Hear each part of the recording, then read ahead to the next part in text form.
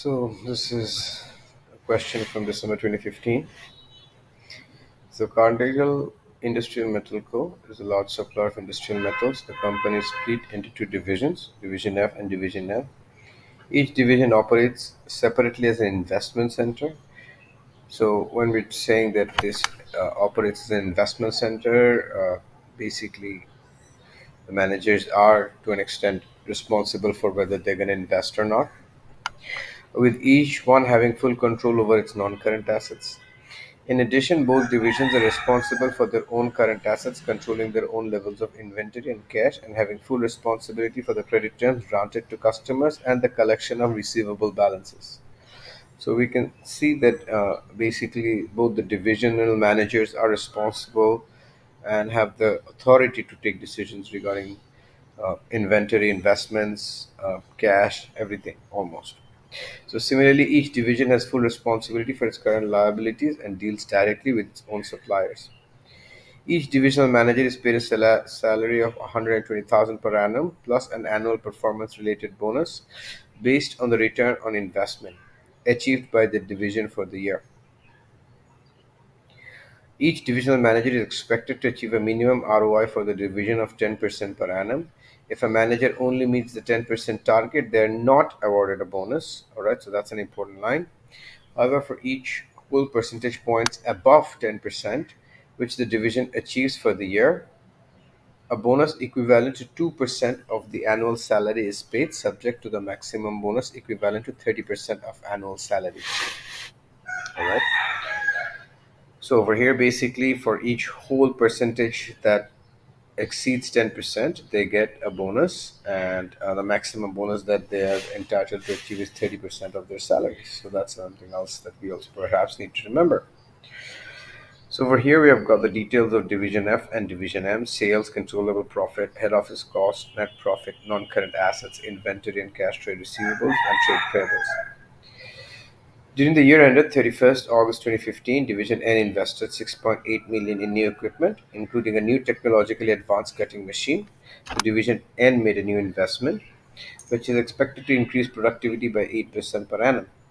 Division F has made no investments during the year, although its computer system is badly in need of updating. Division F's manager has said that he has already had to delay payments to suppliers because of limited cash, and the computer system will just have to wait, although the cash balance of Division F is still better than Division N. All right. So that's basically the scenario regarding Cardale Industrial Metal Co. Required for each division for the year ended 31st August 2015, calculate the appropriate closing return on investment. So they want us to calculate the return on investment for each of the divisions on which the payment of management bonuses will be based. Briefly justify the figures used in your calculation. So we also have to very briefly justify why we are using the various figures that we're using for ROI calculation. All right. So let's begin. The first one is going to be division F,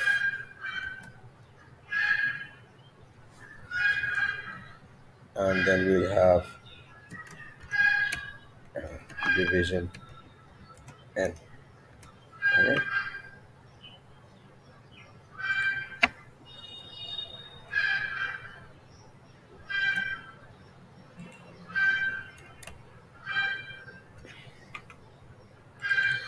So to calculate ROI, basically what we need is the first thing is our profit. So over here we can see that there are two profits. One of them is the controllable profit, and the other one is net profit. So which profit do we actually take here? So in case of profit, what is relevant here is that we need to mention which profit we're taking. So let's just keep this. We'll mention a little bit later. So as per the scenario over here, we should be using the controllable profit. All right. Because as we can see that over here, there's less apportionment of head office cost. So head office cost is not something that can be controlled by the managers. So when we're measuring the performance of a manager, it should only be based on things that are under his control. So we should be basically taking controllable profit. And over here in the question as well, they have clearly said uh, appropriate ROI for which management bonuses. So since the managers are responsible for controllable profit, we should be using controllable profit here. It's going to be 2645, and this is going to be 1970. Just simply mention this, that this is, we are using controllable profit.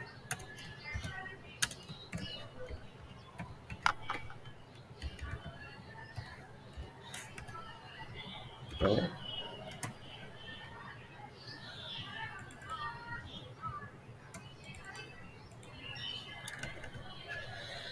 Next up, we'll need to calculate obviously our capital employed.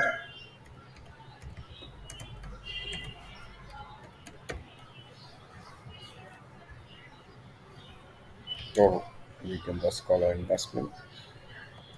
So for capital employed, there is non-current assets, there's inventory, and there's payables. So this is something that we need to do as well. So we will use this as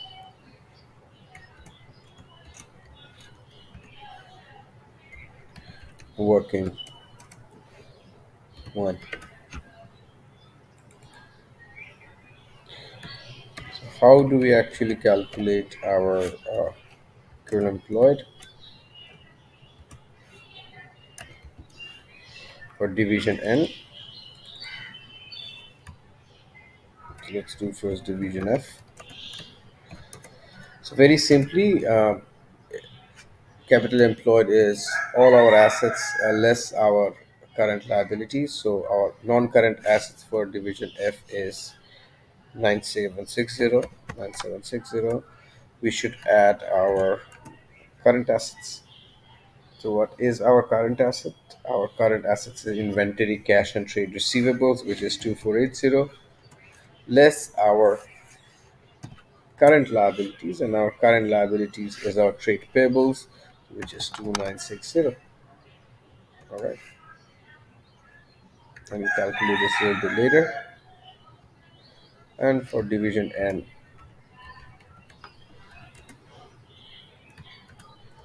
what should it be?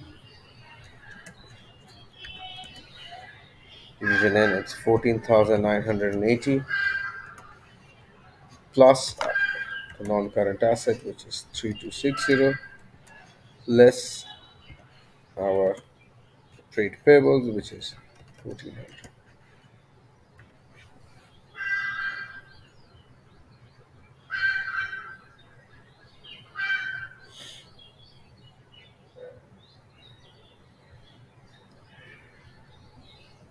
So let's do this. Let's bring the calculator out.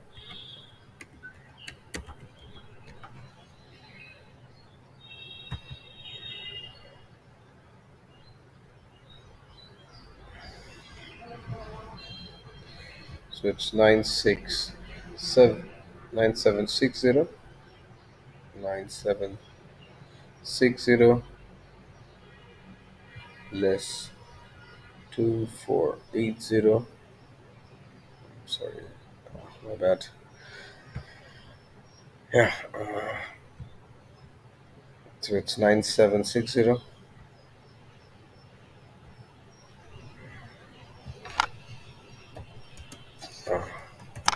plus 2480 less 2960. So that's basically 9280. So 9280 is basically my capital employed for division F, and for division N it should be, let's just calculate this, it's 14980 plus 3260 minus 1400. So that's about 16,840. So So let's put the figures here.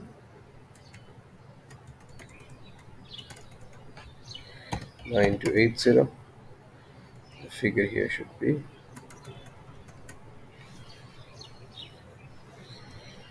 16840. So our ROI,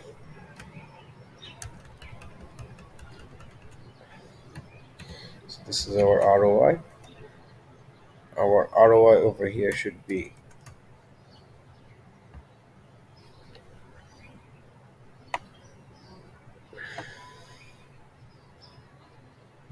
2645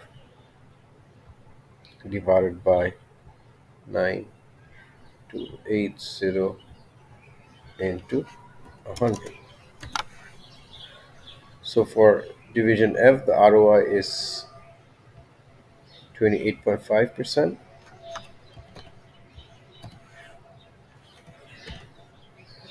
And for division N,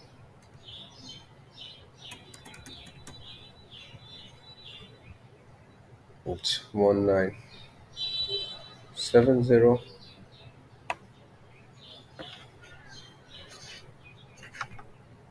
divided by 16840, which is equal to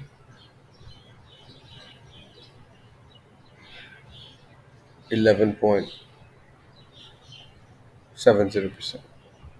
All right, 11.70%.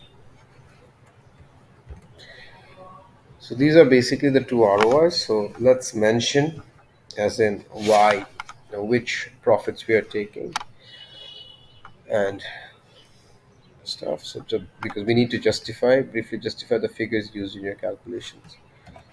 For ROI calculation,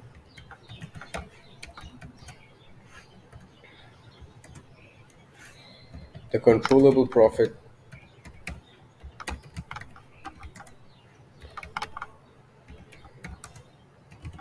has been used because the ROI is going to be used to measure the performance of the managers.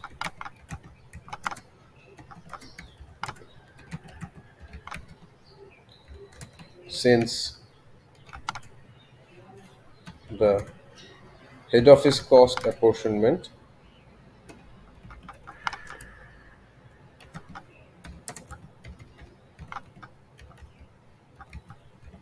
is not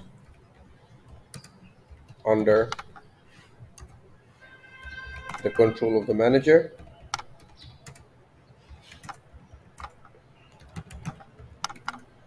it was not included. It was not included in the profit used for ROI.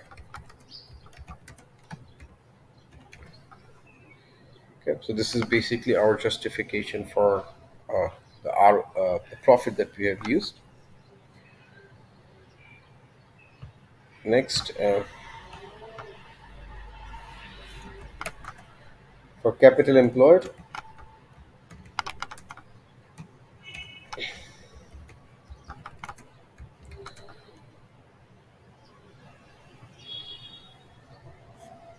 the non-current assets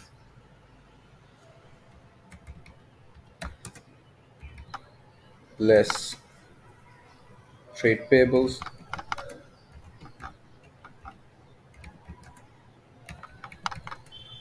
were added to the, sorry, my bad, the current assets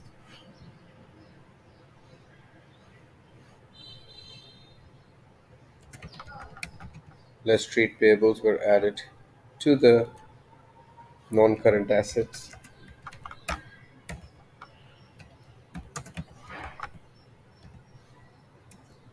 as divisional managers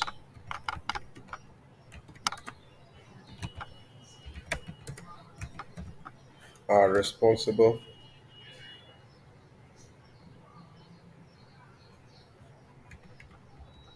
fully responsible for the current liabilities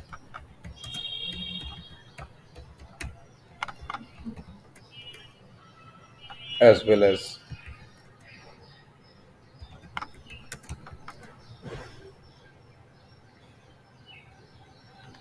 dealing with customers and suppliers.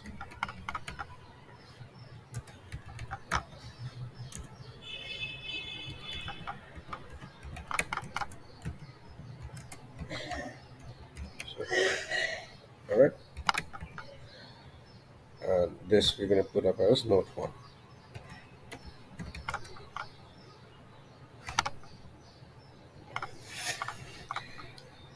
So this should be good enough to get you the 5 marks because we have shown them as to how we'll be what we have done. All right. So this is part A of the question. So now let's look into part B. So based on your calculations in part A, uh, calculate each manager's bonus for the year ended 31st August 2015. So in part B, we'll be calculating manager's bonus.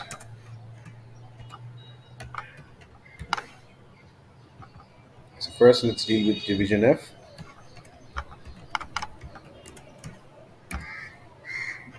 No, first let's just deal with the maximum bonus that a manager can actually get because you can see it's already been mentioned here 30% of annual salary. So, maximum bonus allowance, bonus allowed is going to be very simply 30% of their salary, and their salary, as far as I remember, is 120,000.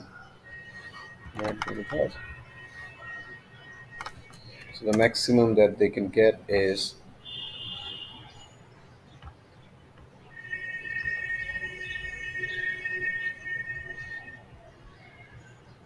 36,000. Okay.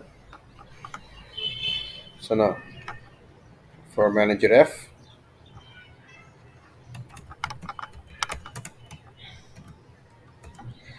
let's calculate his how the, his bonus. So uh, each divisional manager is expected to achieve a minimum ROI of 10%. If they meet 10%, they're not given a bonus. For each whole percentage points above 10%, a bonus equivalent to 2% of annual salary. So for manager F, basically, what should he get? He should basically get 28% because that's a whole percent. We will not consider zero point 0.5 because this is a whole percentage point. So that's about 28 less the 10%, right? So he basically got an 18% rise, 18%, and 18% into 2% of the annual salary paid. So let's just take this line here. So over here, let's just calculate bonus for each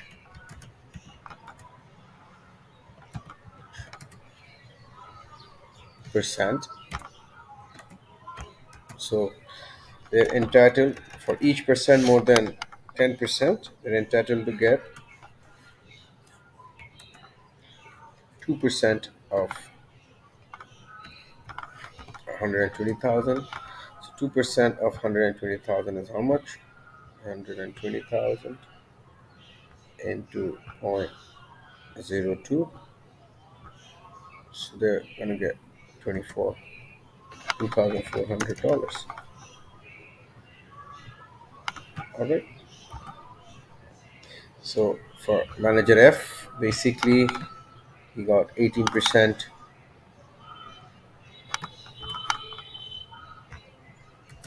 more into 2,400. So that's 18 into 2,400.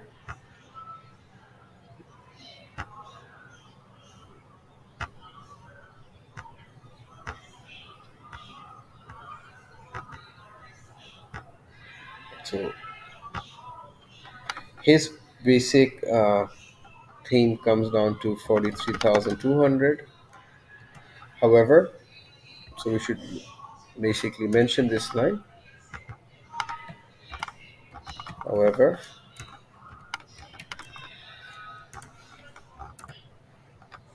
due to the cap on maximum bonus,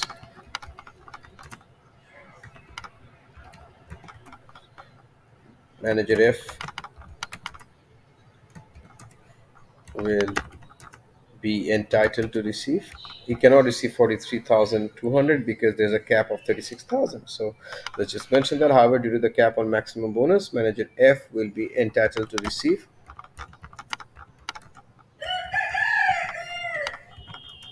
$36,000. Right? So this was for basically manager F. Let's calculate it for manager M. So manager M, basically let's calculate his bonus. So for manager M, he got 11.7%. So 11% is going to be counted.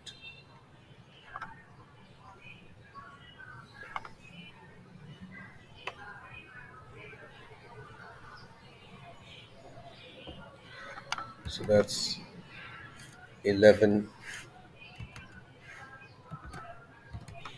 less 10. And for each of these percentage, he's entitled to receive $2,400. So he's basically going to be entitled to receive only $2,400 bonus because 1 into 2,400 is 2,400.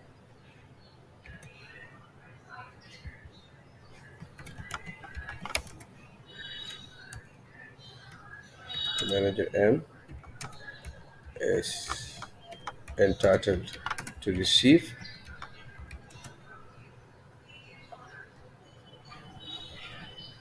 $2,400.